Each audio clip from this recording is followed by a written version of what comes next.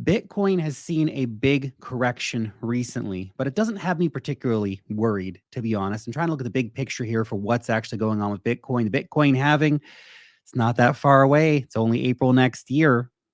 It's coming sooner than you realize. And we keep seeing these big stories that are really impacting the market continue to come out. So I want to talk about some of those with you here. But of course, we have to start off by taking a look at the price action.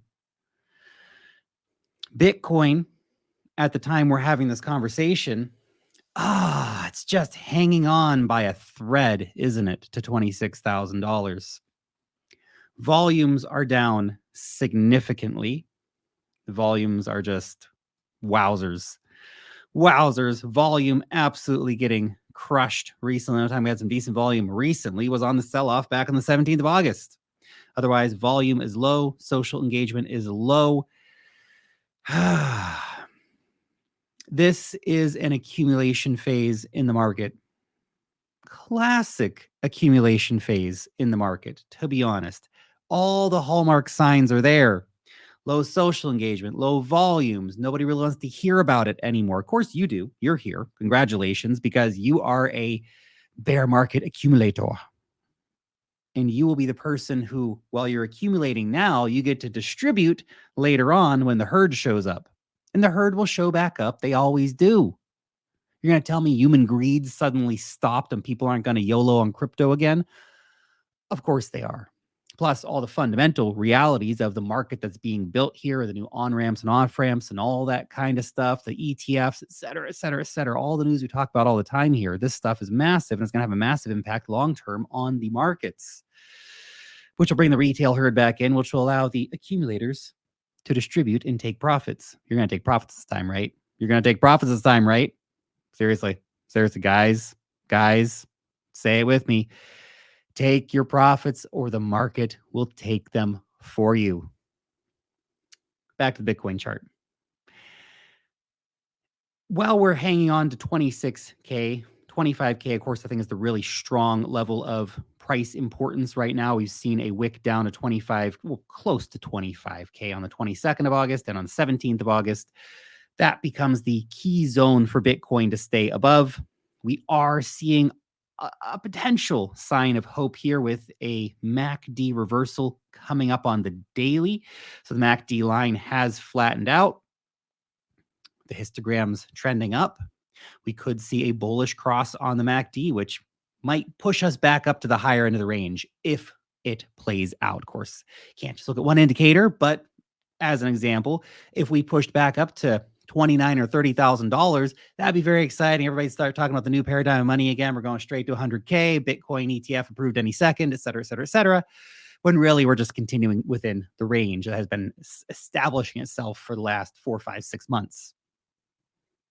Until we break above, definitively above 31K or definitively below really 25K. But honestly, we can go all the way back down to 20K and still just be ranging within our wider range for 2023.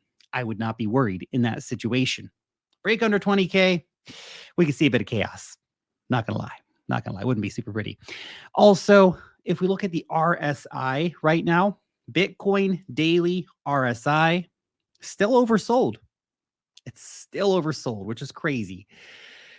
Of course, as you know, historically, buying Bitcoin when you have an oversold reading on the RSI, on the daily, has been historically a good time to buy. Not financial advice. You got to make your own decisions. Obviously, all that stuff, just saying what has been in the past.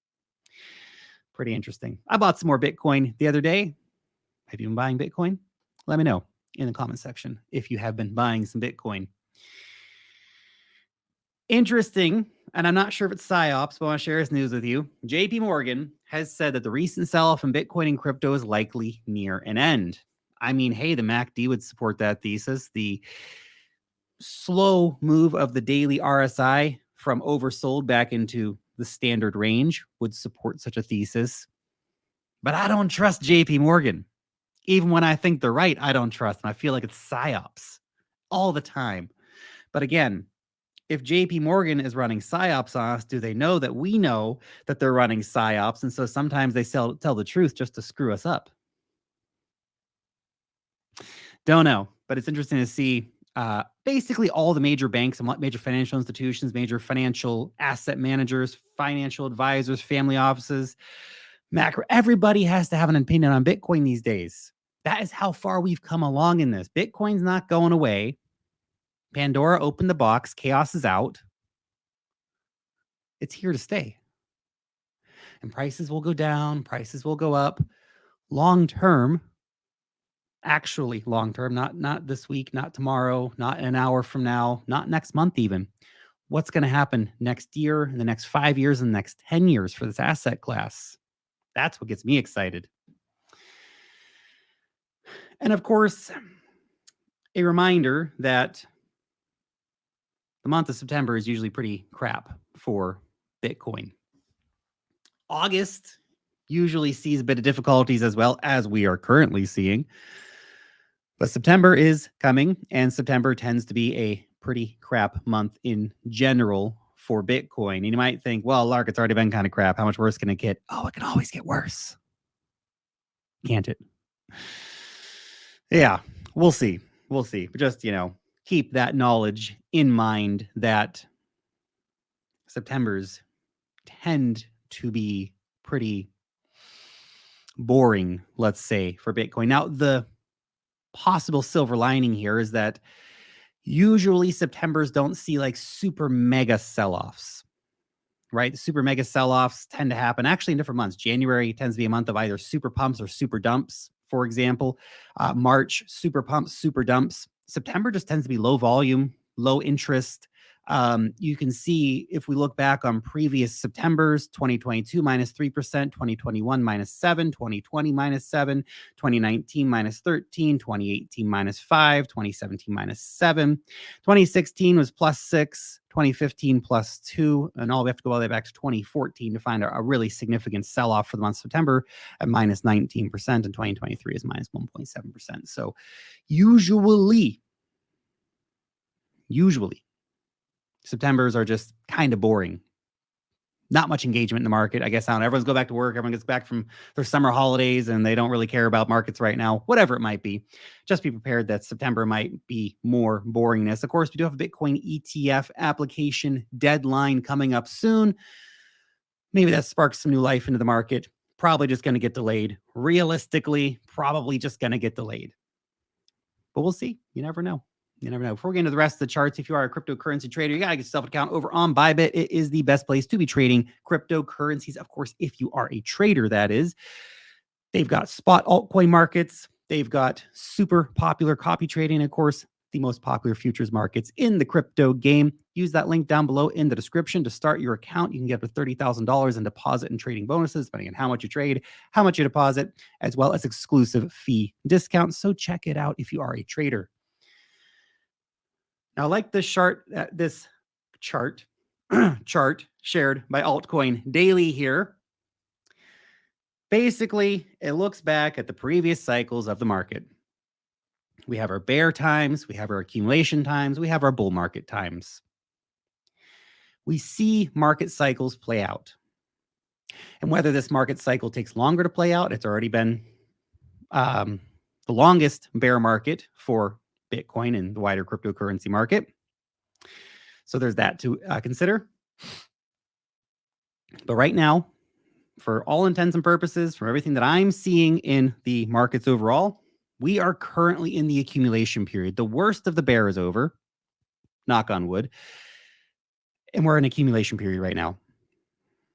Again, bear market, early stage, bull market, whatever you want to consider where we are right now. The people accumulating during this period will be able to distribute and take massive profits. That's at least what I'm banking on personally. When the bull market phase returns, when we get back to new paradigm of money, when we see Coinbase app at number 1, all this kind of stuff. That's the time that if you're accumulating now to distribute later on. This is also interesting. This was shared by Bitcoin News. So BlackRock, of course, it's BlackRock again. BlackRock is a majority shareholder in 4 out of the 5 largest Bitcoin mining companies. They own 6% of Riot blockchain, 6.1% of Riot, 6.4% of Marathon, 0.8% of Cypher, none of Hut Mining, and 2.3% approximately of TerraWolf. Very interesting. Very, very interesting. Of course, BlackRock. I mean, BlackRock, where is BlackRock not? Their money is everywhere. I mean, these guys are like the ultimate investing sluts, aren't they? They just spread it all over the place, man. But they are invested in Bitcoin miners. And they have some pretty big stakes in them. I mean, 6% of Riot and Marathon, that's a significant chunk of cheddar right there.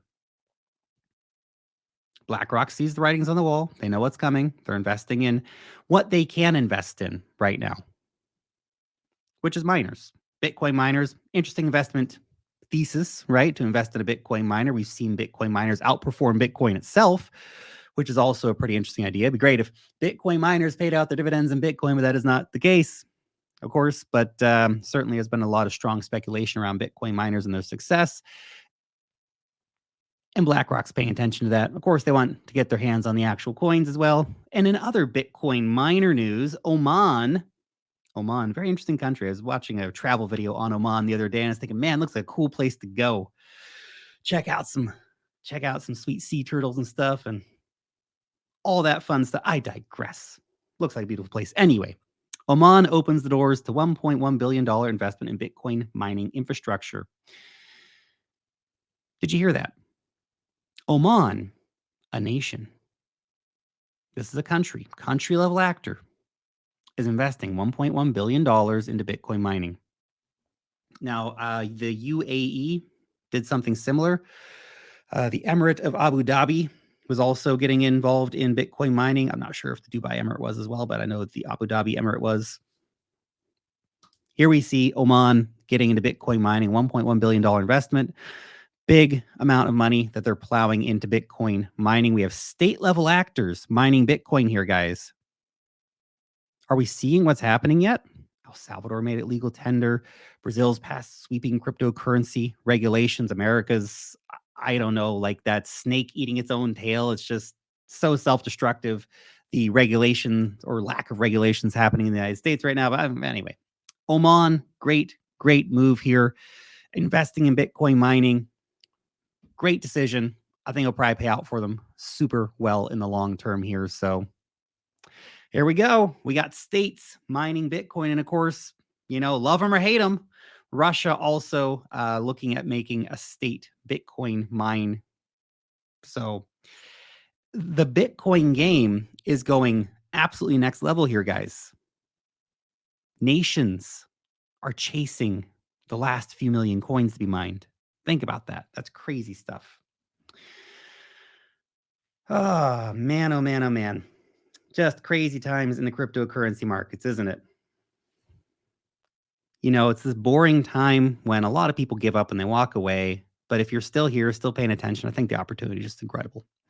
It really is, especially when you see all these fundamentally big stories. BlackRock's getting in, another country is mining Bitcoin, so on and so forth.